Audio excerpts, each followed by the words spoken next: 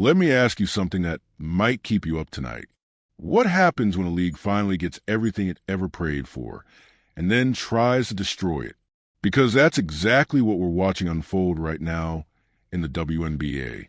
And I'm not being dramatic. I'm being precise. Caitlin Clark walked into this league with the weight of a billion-dollar future on her shoulders. She brought the cameras. She brought the sponsors. She brought the casual fans who had never watched a single WNBA game in their entire lives.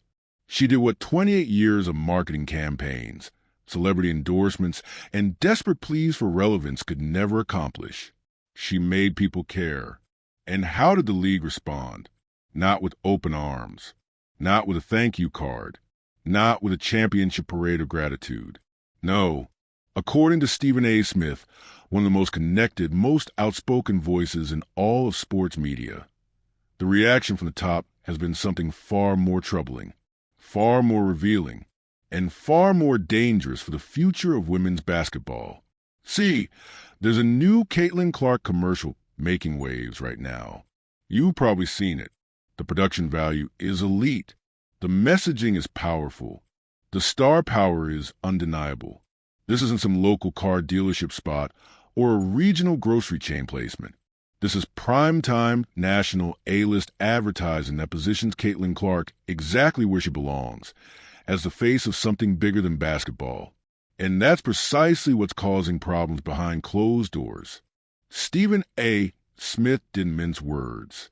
He laid it out on national television, confirming what many of us have been whispering about for months. The WNBA's old guard, and yes, that includes elements of the league office itself, is not celebrating Caitlin Clark's commercial dominance. They're threatened by it. Now, before we go any further, let me be crystal clear about something. This isn't about creating division.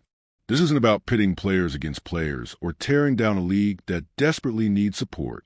This is about telling the truth, because the truth is the only thing that can actually fix what's broken.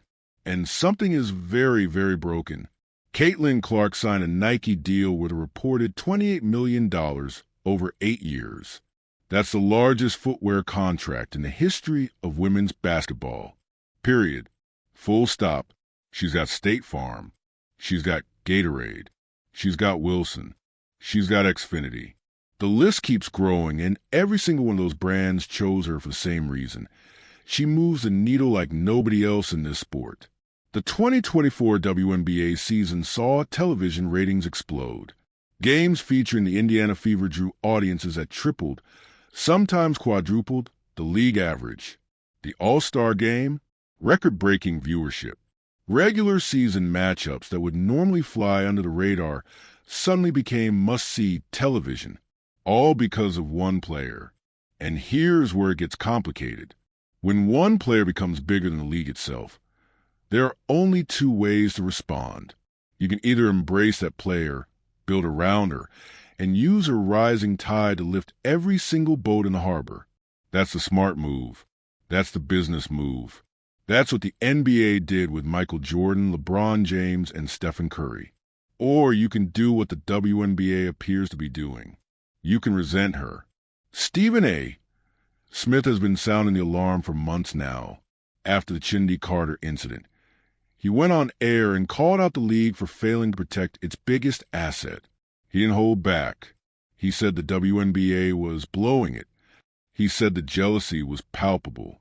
He said the establishment was more interested in preserving the old hierarchy than building a new dynasty. But what he revealed about the reaction to Caitlin Clark's latest commercial takes this to an entirely different level. Because now we're not just talking about players on the court. We're not just talking about hard fouls and trash talk and competitive tension. We're talking about the commissioner's office. We're talking about the people who are supposed to be steering the ship toward prosperity, actively looking at their greatest asset with suspicion instead of celebration. And that raises a question that everyone in WNBA fandom needs to be asking right now. If the league itself doesn't want Caitlin Clark to succeed, then who exactly is running this organization? And what do they actually want? The answer might shock you. Let's rewind for a second. Because to truly understand the magnitude of what's happening right now, you need to understand what the WNBA has been fighting against for nearly 3 decades. This league was born in 1996, 28 years ago, and for most of that existence, it has been treated like professional sports' awkward stepchild, underfunded, undermarketed, undervalued at every single turn. Players were making salaries so low that most of them had to play overseas during the offseason just to make ends meet. We're talking about elite professional athletes, Olympians, world champions, the best in the world at what they do, flying to Russia, Turkey, and China to supplement incomes that wouldn't even cover a mortgage in most American cities. The average WNBA salary as recently as 2020 was around $130,000. Compare that to the NBA's average of over $9 million. The disparity was staggering, embarrassing, and for years, the league pointed to one thing as a reason: nobody was watching, and that wasn't entirely wrong. For years, WNBA games struggled to crack 500,000 viewers on national broadcasts. Some games barely hit 6 figures. The championship finals, the biggest stage in women's professional basketball, would often draw fewer eyeballs than a random Tuesday night college football game between 2 unranked teams. Sponsors didn't want in. Networks didn't prioritize coverage. And the cultural conversation around the WNBA was dominated by one exhausting question that players were sick of answering: when will women's basketball finally break through? Year after year, the same talking points recycle themselves. The league needs a superstar. The league needs a rivalry. The league needs a moment, something to capture the public's imagination, and refused to let go. They waited and waited and waited. Then Caitlin Clark happened, not gradually, not slowly building over multiple seasons. She exploded onto the scene like a meteor shower that nobody could look away from. At Iowa, she became the all-time leading scorer in NCAA Division I basketball history. Men's or women's.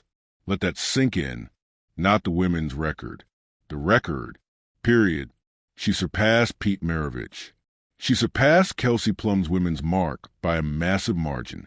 She finished her college career with 3,951 points, and she did it with a style of play that made highlight reels look like they were filmed in a video game. The half-court shots, the logo threes, the no-look passes that left defenders looking like they were moving through quicksand. She was appointment television in an era where appointment television barely exists anymore, and the numbers backed it up.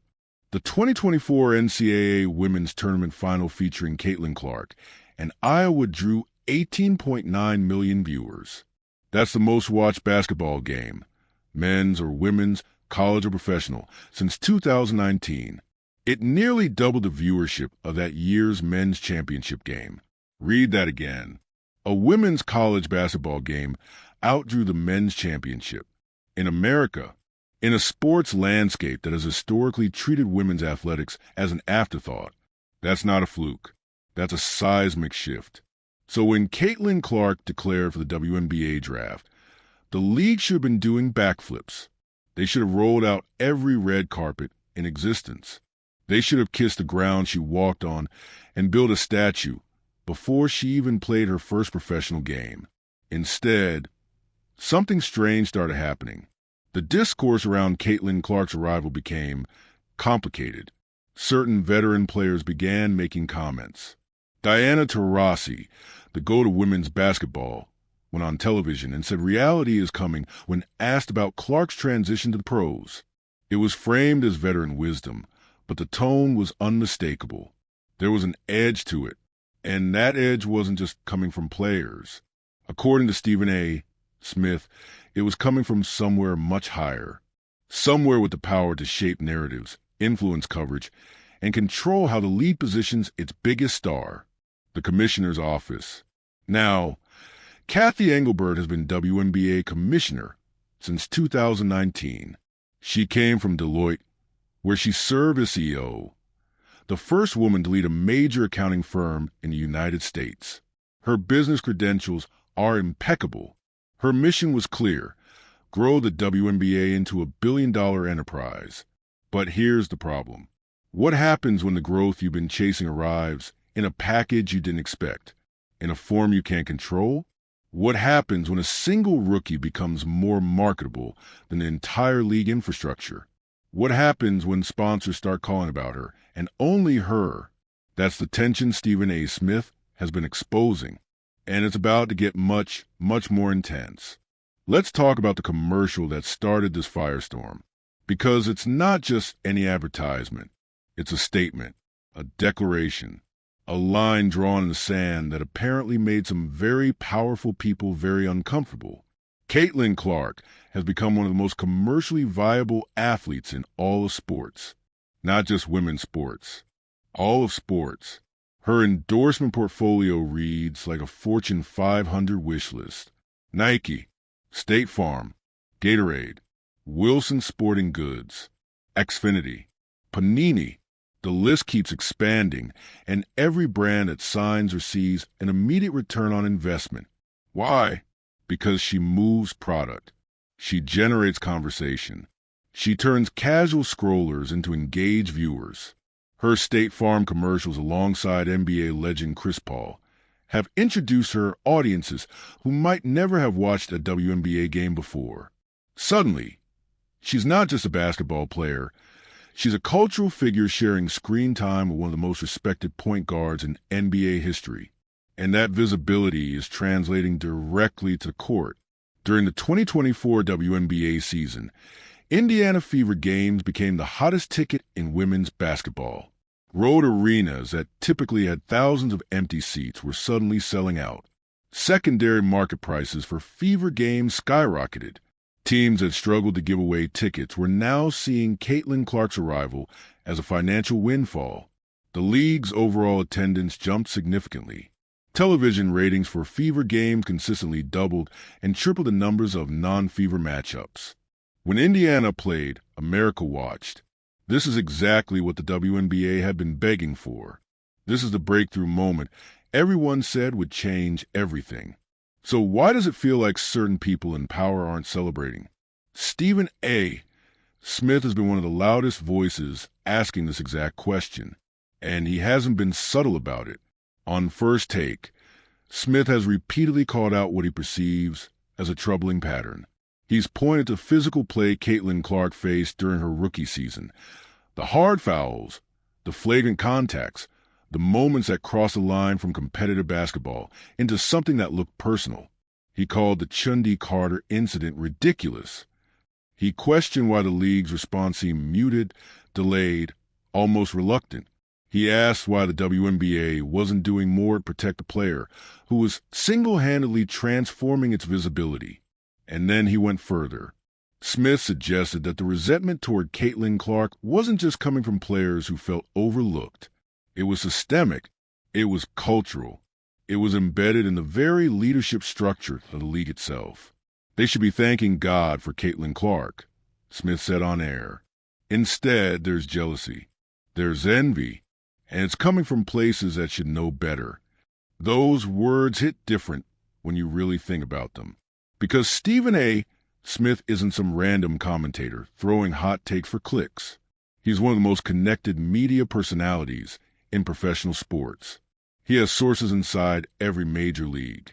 He has relationships with executives, agents, players, and yes, commissioners. When he speaks with this level of certainty, it's usually because somebody on the inside is telling him things that can't be said publicly. And what he's been saying about the WNBA's handling of Caitlin Clark points to a fundamental conflict at the heart of the league's identity. On one hand, you have the public messaging. We support all our players. We're growing together. Rising tide lifts all boats. On the other hand, you have a reality Stephen A. is exposing, a power structure that feels threatened by a rookie who didn't wait her turn, a hierarchy that expected her to be humble, grateful, and deferential, an establishment that wanted her to elevate the league on their terms, not hers. But Caitlin Clark didn't come into the WNBA asking for permission. She came in with a Nike contract already signed, with State Farm commercials already filmed, with a fan base that dwarfed entire franchises before she even put on an Indiana Fever jersey. She didn't need the WNBA to make her famous. She was already famous. And that, according to Stephen A. Smith, is precisely the problem. The league isn't used to this. They're used to controlling the narrative. They're used to anointing stars on their own timeline. They're used to players who depend on the WNBA for visibility rather than the other way around. Caitlin Clark flipped that script entirely. And now, we're seeing the consequences play out in real time. But what happened next? What Stephen A. revealed about the reaction inside the commissioner's office is where this story takes its darkest turn. Here's where we need to get specific, because there's a difference between general frustration and targeted opposition. There's a difference between growing pains and active resistance. And according to Stephen A. Smith, what's happening inside the WNBA's leadership structure falls squarely into the second category. Let me set the scene for you. Stephen A. Smith has a platform that reaches millions of sports fans every single day. First Take is one of the most watched sports debate shows in the country. When he speaks, the sports world listens. And he's been using that platform to sound an alarm that should concern every single person who cares about women's basketball. On multiple occasions throughout the 2024 season and beyond, Smith has directly addressed what he describes as a toxic dynamic between the league's established power structure and its brightest new star. He's talked about the jealousy he sees from certain veteran players. He's questioned the league's officiating and how physical contact against Clark seemed to be treated differently than contact against other stars. He's wondered aloud why the commissioner wasn't doing more to embrace and protect the player who was generating more interest than anyone in league history. But his most pointed commentary has focused on something deeper: the commercials. See, in professional sports, endorsement deals are supposed to be a good thing. When a player lands a major sponsorship, the league typically celebrates. It means the sport is growing. It means outside money is flowing in. It means mainstream America is paying attention. But according to Smith's analysis of the situation, Caitlin Clark's commercial success has created an unexpected reaction inside the WNBA's front office.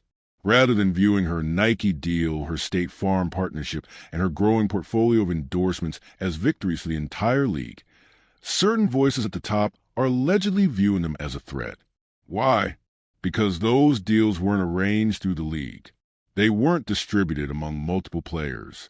They weren't positioned to lift the entire WNBA brand equally. They were about Caitlin Clark, specifically, individually, exclusively, and that individual success is apparently creating friction.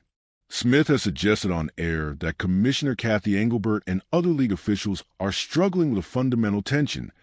How do you market a league when one player is bigger than the league itself? It's not a new problem in sports.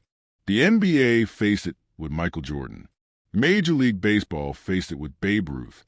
The NFL faces it periodically with transcendent talents like Patrick Mahomes. But those leagues handled it differently. They leaned in. They built marketing campaigns around their biggest stars. They understood that a rising superstar creates rising interest across the entire sport. Michael Jordan didn't just sell Bulls jerseys. He sold basketball to an entire generation of global fans. The WNBA, according to Stephen A. Smith, is taking the opposite approach. Instead of riding the Caitlin Clark wave, elements within the league appear to be swimming against it. And the evidence, he suggests, is in how they responded to her commercial dominance. Every time a new Caitlin Clark ad drops, it reinforces a narrative that makes certain people uncomfortable. She's a draw. She's the reason people are tuning in. She's the face of women's basketball in America, whether the league officially anoints her or not. The latest commercial, the one that allegedly sent shockwaves to the commissioner's office, is reportedly just the latest example of this dynamic. Details about the specific content of the ad vary depending on the source, but the reaction it generated, according to Smith's reporting, was immediate and intense. Rather than celebrating another high-profile advertisement featuring a WNBA player on national television, the response from certain league officials was frustration, concern, And yes, rage. But why would anyone be angry about positive coverage? The answer lies in something that sports leagues rarely admit publicly, but struggle with constantly behind closed doors. Control. The WNBA wants to control its narrative. It wants to decide who gets highlighted, when they get highlighted, and how they get positioned in the marketplace. It wants to ensure that growth is distributed, that veteran players feel respected, and that no single individual overshadows a collective. Caitlin Clark makes that impossible. She's uncontrollable in the best possible way. Her game is electric. Her personality is magnetic. Her fan base is fiercely loyal. And her commercial appeal exists independently of anything the league can offer or withhold. She doesn't need the WNBA's permission to be great. And that, according to Stephen A. Smith, is what's really driving the tension at the top. But the implications of this conflict go far beyond hurt feelings in executive suites. They affect players on the court, fans in the stands, and the future of women's basketball itself. What comes next could define the league for the next decade. Let's talk about money. Because at the end of the day, that's what this is really about. Not feelings, not legacy, not respect. Cold, hard, undeniable cash. And Caitlin Clark is generating more of it than the WNBA has ever seen from a single player. Before she even played her first professional game, analysts were estimating her total economic impact on the league. The numbers were staggering. We're talking about hundreds of millions of dollars in increased ticket sales, merchandise revenue, television ratings bonuses, and sponsor interest. Let me break this down so you understand the scale. During the 2024 season, the Indiana Fever became the most valuable franchise in women's basketball almost overnight. Not because of their roster construction, not because of their coaching staff, not because of their front office moves, because of one player. Road teams that typically sold tickets at steep discounts were suddenly charging premium prices for Fever games. The secondary market exploded. Fans who had never attended a WNBA game in their lives were paying hundreds of dollars to watch Caitlin Clark play in person. One report estimated that Fever Road games generated an additional $2 million per game in ticket revenue compared to the previous season. Multiply that across an entire schedule, and you're looking at tens of millions of dollars flowing directly into opposing teams' pockets. Caitlin Clark was literally making other franchises rich. And the merchandise numbers? Even more impressive. Her Indiana Fever jersey became the best-selling jersey in WNBA history within weeks of its release. Not the best-selling rookie jersey. The best-selling jersey ever. She outsold legends. She outsold champions. She outsold players who had spent decades building their brands. The Fanatics deal that the WNBA signed saw immediate returns. Clark-related merchandise was driving a significant percentage of total league sales. Her name was appearing on products that casual fans actually wanted to buy. And then there are the television ratings. This is where the financial impact becomes impossible to ignore. WNBA broadcast rights are negotiated based on viewership numbers. The more people watch, the more networks are willing to pay for the privilege of airing games. It's simple economics.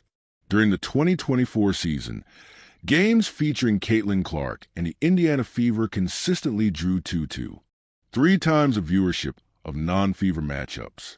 Some primetime Fever games approached 2 million viewers, numbers that would have been unthinkable just 2 years earlier. The league's overall ratings jumped by approximately 170% compared to the previous season. While not all of that increase can be attributed to a single player, the correlation between Fever game broadcasts and rating spikes was undeniable. Networks noticed, advertisers noticed, and suddenly, the conversation around WNBA media rights shifted dramatically. The league's current television deal, signed in 2025, represented a massive increase over previous agreements. Reports indicate the new rights package with Disney, Amazon, and NBC Universal is worth approximately $200 million annually, a 125% increase from the previous deal.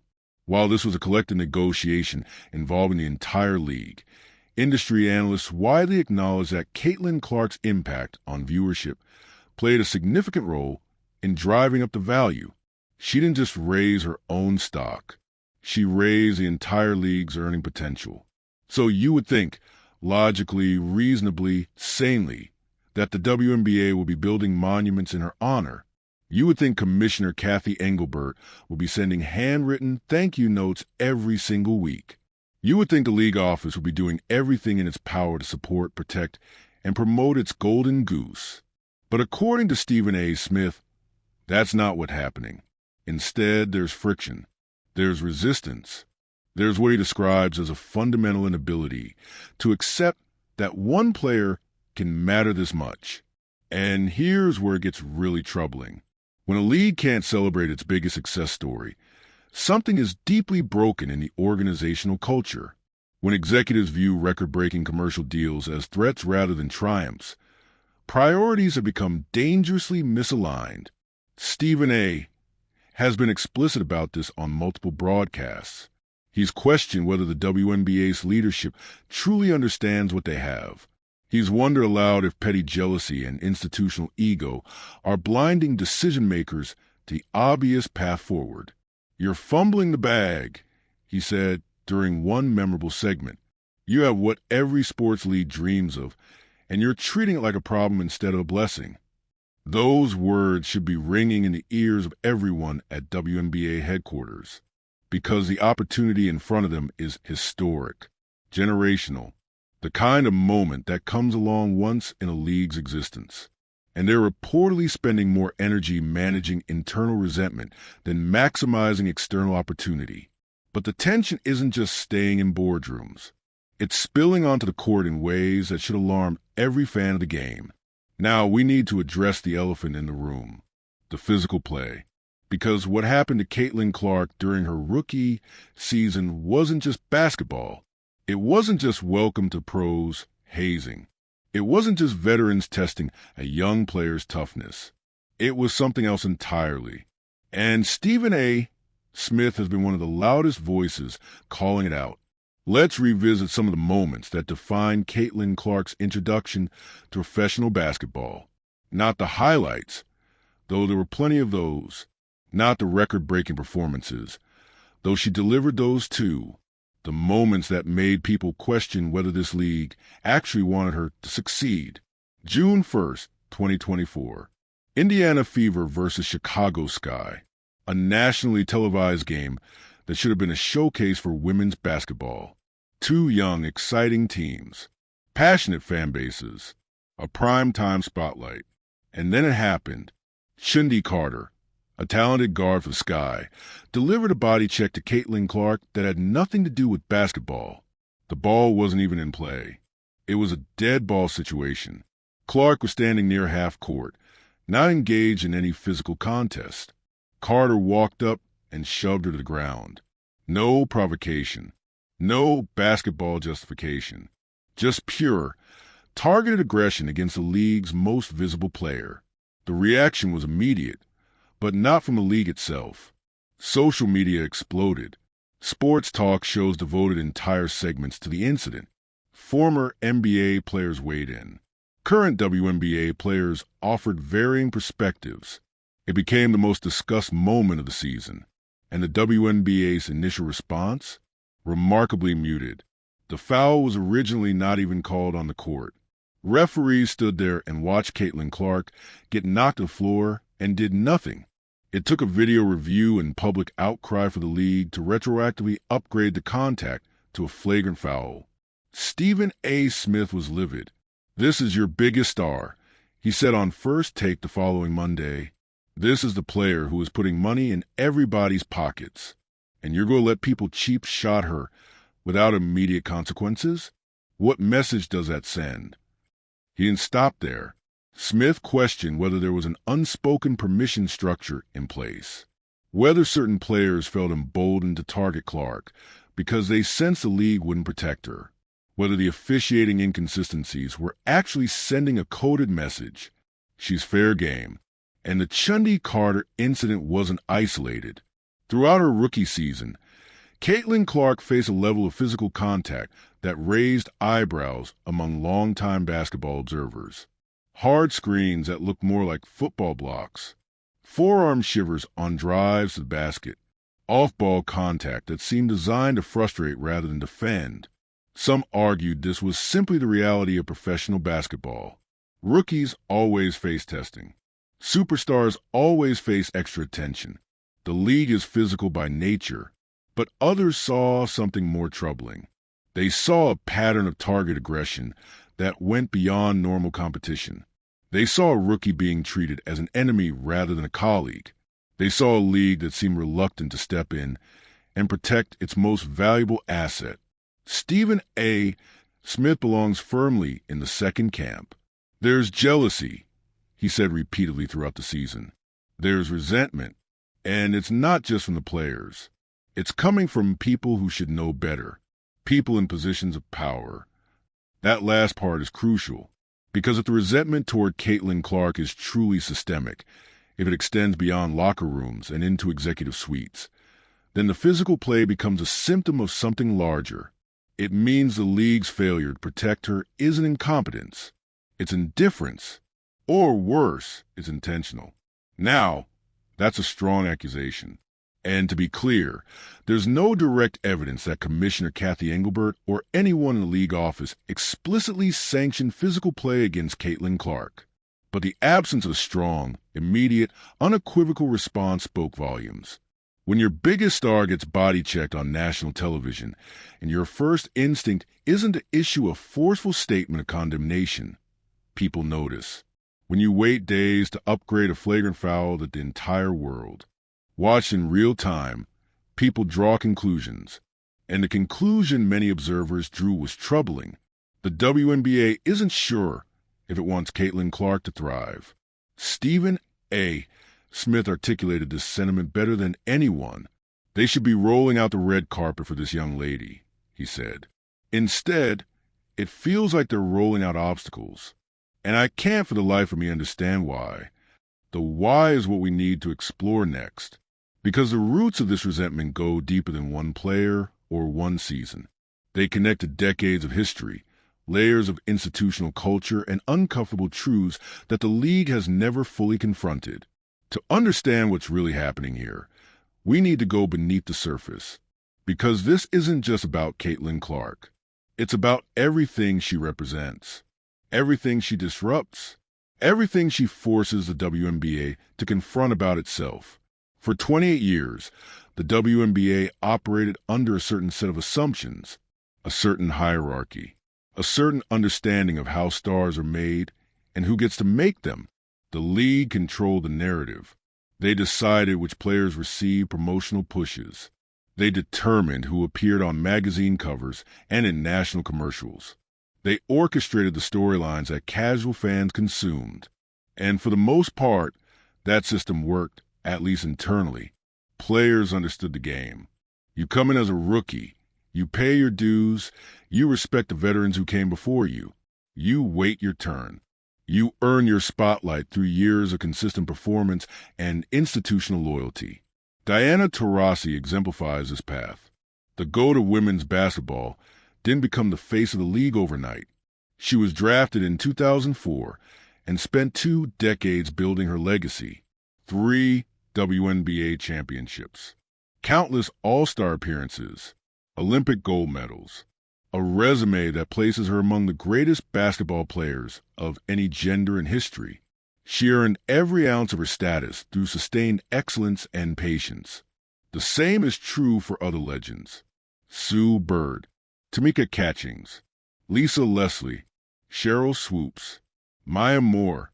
These icons built their brands through traditional pathway. They waited. They climbed. They respected the process.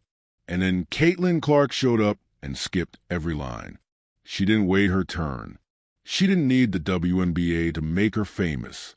She arrived with a Nike deal already in hand, with State Farm commercials already airing, with a social media following that dwarfed entire franchises. She came in as a superstar, and that fundamentally challenged everything the league thought it understood about how stardom works. This is where Diana Taurasi's infamous reality is coming comment needs to be re-examined. When Taurasi said those words before the 2024 season, many interpreted them as veteran wisdom, a Hall of Famer reminding a talented rookie that the WNBA is different from college, that the transition would be humbling, that greatness at one level doesn't automatically translate to the next. And on one level, that interpretation was fair. The WNBA is more physical, more strategic, more unforgiving than even the best college competition. Every rookie faces an adjustment period. Even the greats struggled initially. But there was an edge to Taurasi's tone that went beyond mentorship. It felt like a warning, maybe even a threat. And that's the energy Stephen A. Smith has been calling out all along. He's identified a cultural dynamic within the WNBA that doesn't exist in quite the same way in men's professional sports. A gatekeeping mentality that views transcendent individual success as a threat rather than a gift. In the NBA, when LeBron James entered the league as an 18-year-old phenom with a $90 million Nike deal already signed, the response wasn't resentment. It was excitement. Veterans wanted to compete against him. Franchises wanted to acquire him. The league wanted to market him. Yes, there was testing on the court. Yes, older players wanted to prove themselves against the hype. But the institutional embrace was immediate and unambiguous. The WNBA's response to Caitlin Clark has been different. There's been embrace, certainly. Many players have welcomed her. Many franchises recognize her value. Many fans adore her unconditionally. But there's also been resistance from quarters that should be celebrating. Stephen A. Smith has pointed specifically to what he perceives as the league office's ambivalence. The slow response to physical play. The failure to aggressively market around her commercial appeal. The sense that certain voices at the top view her success with suspicion rather than enthusiasm. And this brings us back to the commissioner. Kathy Engelbert took over the WNBA in 2019 with a mandate to grow the league. She came from the corporate world with a reputation for strategic vision and operational excellence. Her goal was to transform the WNBA into a billion-dollar enterprise. And by many metrics, she succeeded. The new television deal represents a massive leap forward. Franchise valuations have increased dramatically. Attendance and viewership have risen significantly. The league is more visible than ever before. But here's the uncomfortable question Stephen A. Smith keeps asking. How much of that growth is because of Engelbert's leadership, and how much is because Caitlin Clark happened to enter the league at the right time? It's an impossible question to answer definitively. Both factors surely contribute, but the perception matters enormously. If Engelbert's legacy becomes synonymous with the Caitlin Clark era, then the commissioner's accomplishments become inseparable from a single player's impact. Her strategic vision becomes secondary to one athlete's cultural dominance. And according to Stephen A., that reality is creating friction at the very top, not because Engelbert is a bad commissioner, not because she doesn't want the league to succeed, but because human nature is complicated, and watching someone else become the center of your story is never easy, even when that someone is delivering everything you ever wanted. Let's talk about what the WNBA should be doing right now, because there's a blueprint for this, a playbook that's been executed successfully by other leagues facing similar situations, a roadmap that leads to sustained growth, cultural relevance, and financial prosperity. And the WNBA is apparently ignoring every single page of it. When Michael Jordan entered the NBA in 1984, the league was struggling. Ratings were down. Attendance was inconsistent. The finals were being broadcast on tape delay.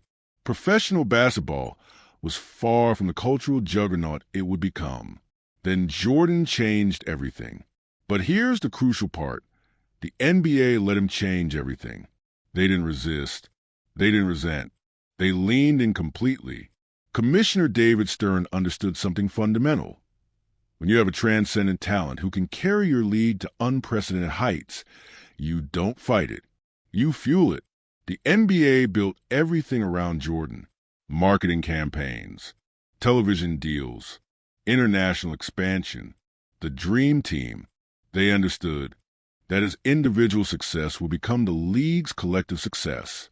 And it worked beyond anyone's wildest projections. The NBA went from a struggling league to a global phenomenon. Television revenues exploded. Merchandise sales shattered records. International viewership expanded into markets that had never cared about American basketball, all because they embraced their superstar instead of trying to contain him. The same pattern repeated with other transcendent talents. LeBron James, Stephen Curry, Magic and Bird before them. Each time, the league recognized what it had and maximized the opportunity. The WNBA has the same opportunity right now. Caitlin Clark is doing for women's basketball what Jordan did for the men's game. She's creating fans who never watched before. She's generating media coverage that was previously unimaginable. She's attracting sponsors who wouldn't have considered the league a decade ago. The playbook is sitting right there. Follow the NBA's example. Build around your superstar. Use her rising profile to lift the entire league. So why isn't that happening? Stephen A. Smith has offered his theory repeatedly on air, and it comes down to one word: ego.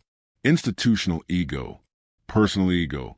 The ego of people who built something over decades and now watch as a 22-year-old rookie becomes the main attraction.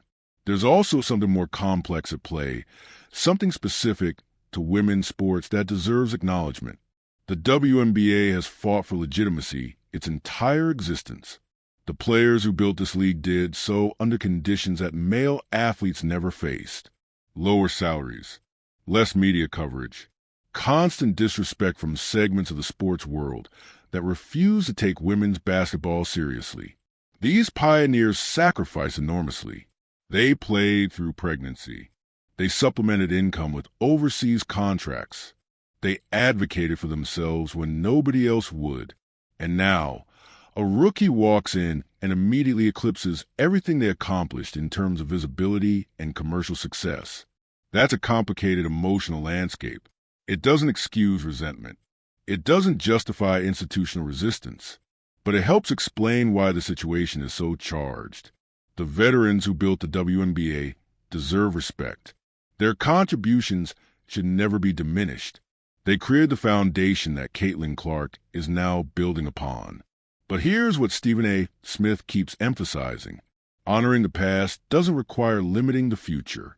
You can celebrate Diana Taurasi's legacy while also embracing Caitlin Clark's impact.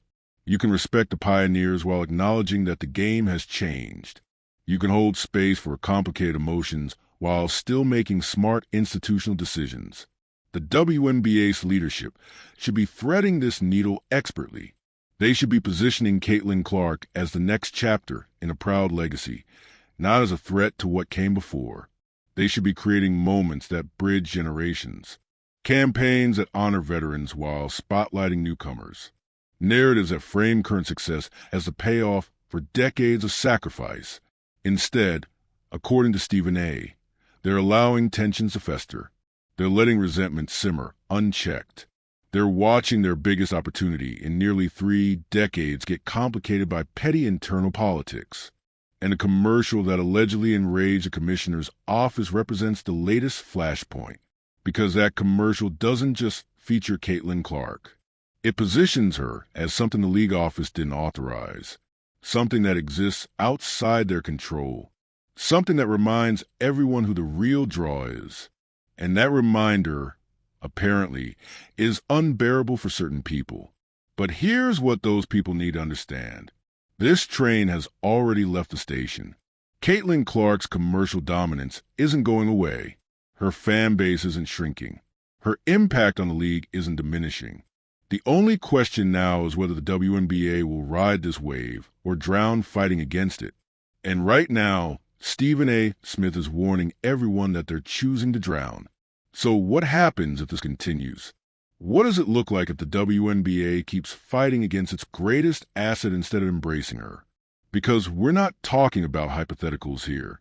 We're talking about real consequences that will shape the future of women's professional basketball for generations. Stephen A., Smith hasn't just been criticizing the current situation. He's been warning about what's coming if leadership doesn't change course. And his warning should terrify anyone who cares about this league's long-term survival. Let's game this out. Scenario 1. Caitlin Clark gets frustrated. She's a competitive athlete at the peak of her powers. She's generating historic interest in women's basketball. She's bringing millions of dollars into the league. She's doing everything right on and off the court. And in return, she's facing physical play that crosses lines, officiating that seems inconsistent, and an institutional environment that feels hostile rather than supportive. How long does that last before she starts considering alternatives? Now, she can't just leave the WNBA mid-career the way NBA players can leverage other options. The WNBA is the premier women's basketball league in the world. But there are choices. She could shift focus more heavily to international play, where top clubs in Europe and Asia pay considerably more than WNBA salaries. She could concentrate on building her brand outside of basketball. She could minimize her WNBA engagement to just contractual obligations while investing her energy elsewhere. And if that happens, if Caitlin Clark starts treating the WNBA as secondary rather than central to her career, the league loses its most powerful marketing engine. The casual fans who showed up because of her will leave. The sponsors who came aboard for her will redirect budgets. The television networks who paid premium rates based on her impact will renegotiate downward when contracts expire. The entire house of cards collapses. Scenario 2. The resentment becomes a story. Right now, Stephen A. Smith is talking about commissioner rage and institutional jealousy, but he's doing it in the context of analyzing league dynamics and calling for better leadership. What happens when the story shifts from Caitlin Clark is transforming the WNBA to the WNBA is sabotaging Caitlin Clark? That's a narrative disaster. It confirms every negative stereotype about women's sports being held back by internal politics rather than external circumstances. It feeds into ugly narratives about jealousy and pettiness. It turns what should be women's basketball's greatest triumph into its most embarrassing controversy. And it's not just Stephen A. noticing anymore. Other commentators are starting to pick up on the same dynamics. Social media is full of fans questioning why the league seems reluctant to fully embrace its biggest star. Think pieces are being written about the generational tensions and institutional resistance.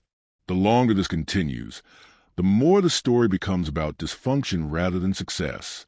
Scenario 3. Other young stars take note. Caitlin Clark isn't the only generational talent in women's basketball. There's an entire wave of young players coming through college programs right now. Future number 1 picks.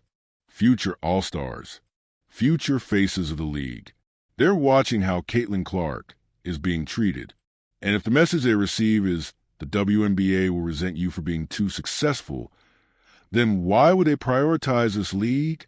Why would they invest their prime years in an organization that fights against individual excellence?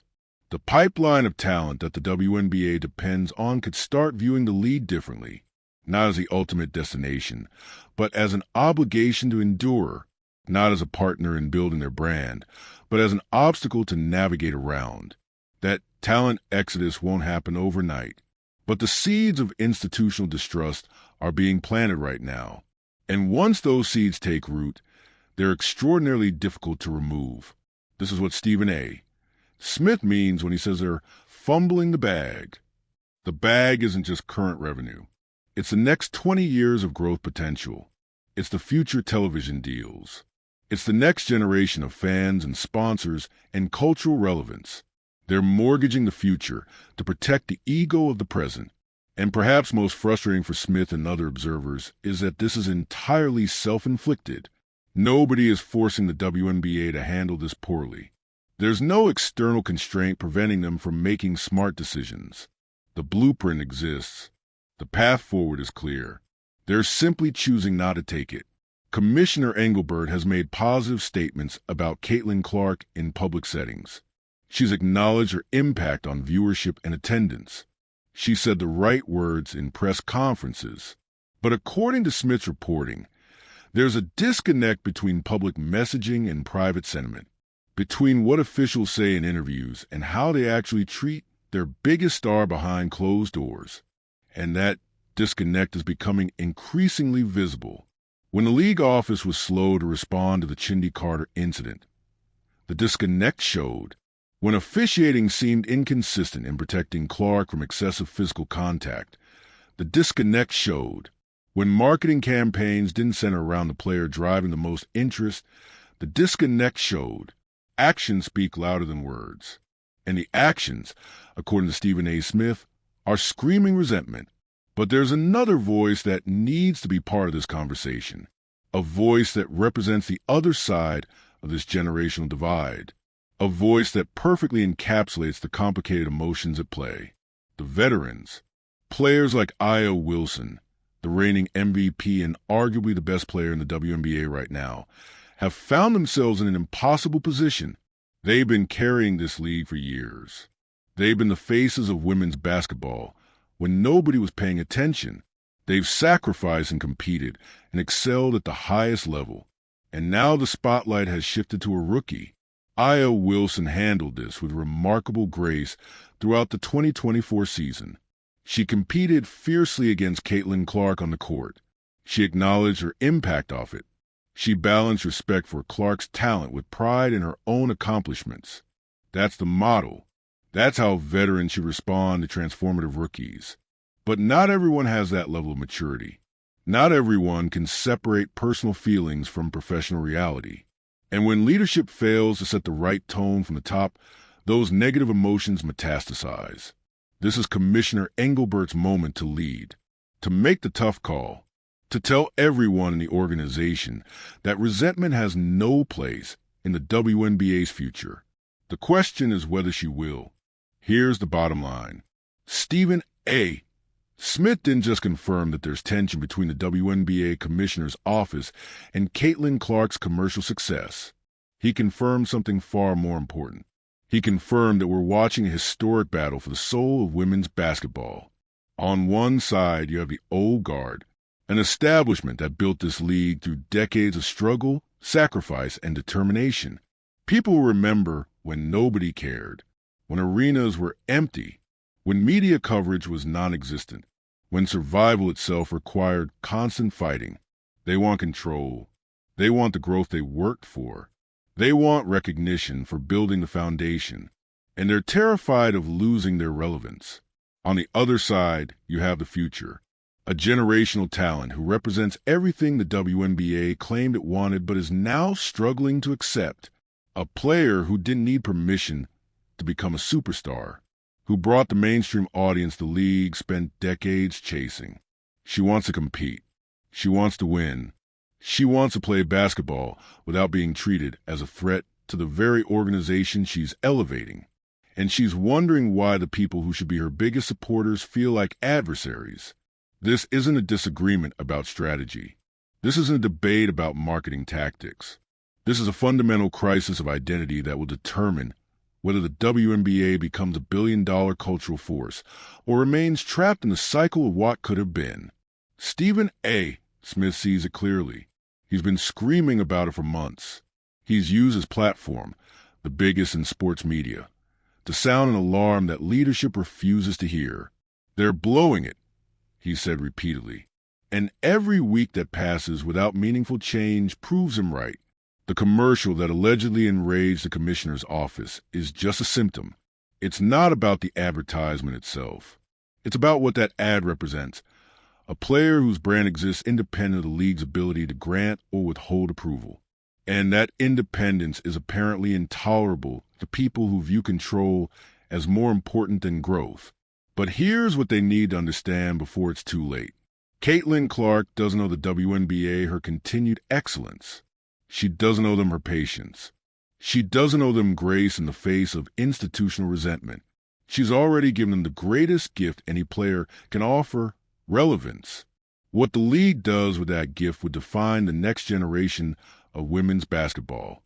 They can embrace it, build around it, use this unprecedented moment to secure television deals sponsor partnerships, and cultural positioning that will sustain the league for decades. Or they can fight it, resent it, allow petty jealousy and wounded pride to sabotage the opportunity of a lifetime.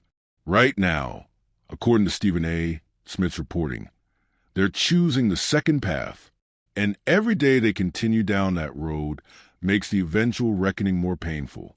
Commissioner Engelbert has a choice to make. So do the other executives whose alleged reactions to Caitlin Clark's success reveal misplaced priorities? So do the veteran players struggling with complicated emotions about attention and recognition? They can choose growth over ego, future over past, opportunity over resentment. Or they can watch as the most marketable player in WNBA history becomes disillusioned with the league she's transforming. They can watch as casual fans who came for Caitlin Clark leave when they sense the organization doesn't appreciate her. They can watch as sponsors redirect budgets and networks recalculate the league's value.